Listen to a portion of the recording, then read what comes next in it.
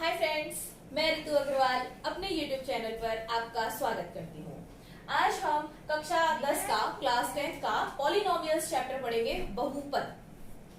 Friends, बहुपद क्या होते हैं? बहु यानी मैनी और पद यानी टर्म्स, जिसमें बहुत सारे टर्म्स हो। अभी टर्म्स क्या है? टर्म्स है किसी भी कांस्टेंट, किसी भी अचर और किसी भी वेरिएबल के साथ बना हुआ एक कॉम्बिनेशन, यानी कि एक कांस्टेंट और एक वेरिएबल, और इस वेरिएबल की पावर कोई भी होल नंबर हो सकता है। इससे बना हुआ जो कॉम्बिनेशन है उसको हम टर्म या पद बोलते हैं। तो ऐसे बहुत सारे टर्म्स का कॉम्बिनेशन बहुपद या पॉलिनोमियल कहलाता है। जैसे कैसे 2x square plus 3x plus 5, तो ये एक कॉम्बिनेशन हो गया तीन टर्म्स का, तो इसको हमने बोल दिया एक बहुपद। या 4x की पावर 8 प्लस 3x की power 5 plus 2x2 plus x plus 5, तो ये क्या हो गया? बहुपद या पॉलिनोमियल, क्योंकि इसमें हमने 1 2 3 4 5 हमारे इसमें टर्म्स आ गए हैं। तो आपको टर्म का मतलब समझ में आ गया होगा। टर्म या पद क्या होता है? एक कांस्टेंट, एक वेरिएबल, और वेरिएबल का जो एक्सपोनेंट है वो एक होल नंबर, वेरिएबल की जो पावर है वो एक होल नंबर। तो ये हो गया हमारा एक टर्म, दूसरा टर्म, तीसरा टर्म, चौथा टर्म और पांचवा टर्म। तो आपको ये समझ आया कि हमारे पास टर्म क्या होता है? तो हमने पढ़ा टर्म या पद। अब हम पढ़ते हैं इसके अंदर अचर। अचर या कांस्टेंट क्या होता है? हमने ये पढ़ा ना कांस्टेंट। तो ये कांस्टेंट क्या होते हैं? कांस्टेंट वो होते हैं जो किसी भी जगह पर कहीं भी हम चले जाएं उनकी वैल्यू वही रहती है। जैसे 1 है, 1 अगर मैं यहाँ पे बोल रही हूँ तो भी उसका मीनिंग 1 ही है। यदि हम कहीं दूसरी कंट्री में चले जाएं और वहां जाकर के बोले 1, तो उसका मीनिंग भी 1 ही होगा। इसी तरह से जिनके नंबर्स, जिनकी वैल्यू चेंज नहीं होती है, जैसे कि काउंटिंग नंबर्स 1 2 3 4 5 सो ऑन, ये सभी कांस्टेंट हैं। तो हम जब हमारा इसमें देखते हैं तो यहाँ देखिए ये 4 कांस्टेंट, 3 कांस्टेंट, 2 कांस्टेंट, यहाँ पर 1 है जो हमें दिखाई दे रहा है 1 कांस्टेंट, यहाँ पे 5 कांस्टेंट। ये हमारे अचर पद, अचर कांस्टेंट्स कहलाते हैं। लेकिन ये जो है इसकी वैल्यू तो कभी बदलेगी नहीं ना। यहाँ तो हमने अगर x का मान 1 रख दिया तो ये पूरा पद जो है उसकी वैल्यू चेंज हो जाएगी। इसी तरह से वेरिएबल क्या होते हैं? अब हमने इसमें दो चीजें पढ़ ली। फर्स्ट हमने पढ़ा टर्म या पद, दूसरा हमने पढ़ा कांस्टेंट यानी अचर, स्थिरांक। अब हम पढ़ेंगे वेरिएबल्स यानी कि चर। तो वेरिएबल क्या होता है? ये जो वेरिएबल है, वेरिएबल का मतलब है जिसकी वैल्यू चेंज होती रहे। हम उसका हर सवाल में भी वैल्यू बदल सकते हैं, हमारे हर क्वेश्चन में भी उसकी वैल्यू चेंज हो सकती है। तो जनरली हम उनको x, y, z इनसे डिनोट करते हैं। ठीक है फ्रेंड्स, तो हमने पढ़े टर्म, कांस्टेंट्स, वेरिएबल्स। अब हम पढ़ते हैं कोफिशिएंट। तो जो वेरिएबल के साथ में ये जो कांस्टेंट वैल्यू है, ये इसका कोफिशिएंट या गुणांक कहलाता है, जो इसके साथ मल्टीप्लाई हो रहा है। जैसे यहाँ पर है ये x की पावर 5, ये वेरिएबल है एक, और इसके संग में ये अंक इंटू हो रहा है, मल्टीप्लाई हो रहा है, तो हम इसको बोल देते हैं कांस्टेंट कोफिशिएंट। ये x, अब अगर कोई आपसे पूछे यहाँ पर x स्क्वायर का कोफिशिएंट बताओ, तो क्या होगा फ्रेंड्स? नेचुरली यहाँ पे ये 2 इससे इंटू हो रहा है, तो ये इसका कोफिशिएंट है 2। इसी तरह से यहाँ पे हमसे पूछ ले कोई कि x का कोफिशिएंट क्या है, तो क्या है फ्रेंड्स? 3। x का कोफिशिएंट 3 है। अच्छा, अब हम चलते हैं नेक्स्ट चीज पर, वो है हमारी डिग्री, घात। किसी भी पॉलिनोमियल को उसकी डिग्री डिफाइन करनी है यदि हमें, तो क्या होगी?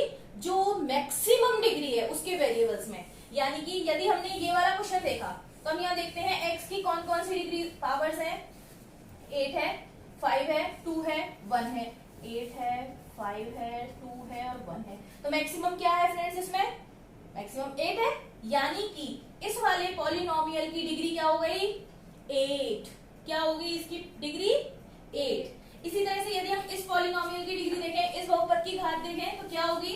देखिए यहाँ पे 2 है और यहाँ पे 1 है, तो बड़ा कौन सा है 2, तो मैक्सिमम जो पावर है वो इसकी 2 है। तो ये हो गया हमारा 2 डिग्री वाला पॉलिनोमियल, द्विघाती। ठीक है, ये हो गया 8 डिग्री वाला पॉलिनोमियल। तो आई होप आप term, constant, variable, coefficient, degree, पद, अचर संख्या, चर और गुणांक और घात, ये सभी अच्छे से समझ चुके हैं। अब हम आगे चलते हैं फ्रेंड्स।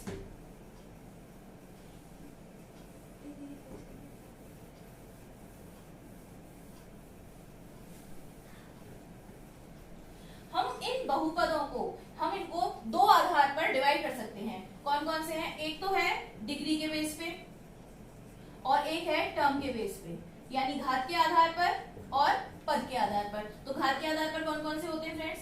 नंबर 1, जब घात 0 हो, पावर क्या हो 0 हो, तो उसको हम क्या बोलेंगे? उसको हम बोलते हैं कांस्टेंट या अचर बहुपद। जैसे कि 2x की घात 0। अब हमने एक्सपोनेंट्स में पढ़ा हुआ है कि किसी भी नंबर की पावर यदि 0 है तो उसकी वैल्यू 1 होती है। जैसे यहाँ पे 10 की पावर 0 है तो वो 1 हो गई। तो इसी तरह से इसकी वैल्यू क्या हो गई 2, यानी कि जो भी यहाँ पे कांस्टेंट नंबर है केवल वही आएगा, इसलिए हम इनको बोलते हैं कांस्टेंट बहुपद, अचर बहुपद। फिर आता है नंबर 2, जब पावर 1 होती है, तो 1 होती है तो देखिए हम उसको बोलते हैं लीनियर या रैखिक बहुपद। जैसे कि 2x प्लस 3, यहाँ पे x की पावर 1 है, तो हम इसको स्टैंडर्ड फॉर्म में यदि लिखेंगे तो लिख देंगे ax प्लस बी। इसको स्टैंडर्ड फॉर्म में लिखेंगे तो केवल a लिख सकते हैं फ्रेंड्स, इसको लिखेंगे तो ax प्लस बी। इसी तरह से जब 3 होगी और 2 होगी, तो 2 होगी तो इसको हम बोलते हैं क्वाड्रेटिक इक्वेशन या द्विघाती बहुपद। इसको क्या बोलेंगे फ्रेंड्स?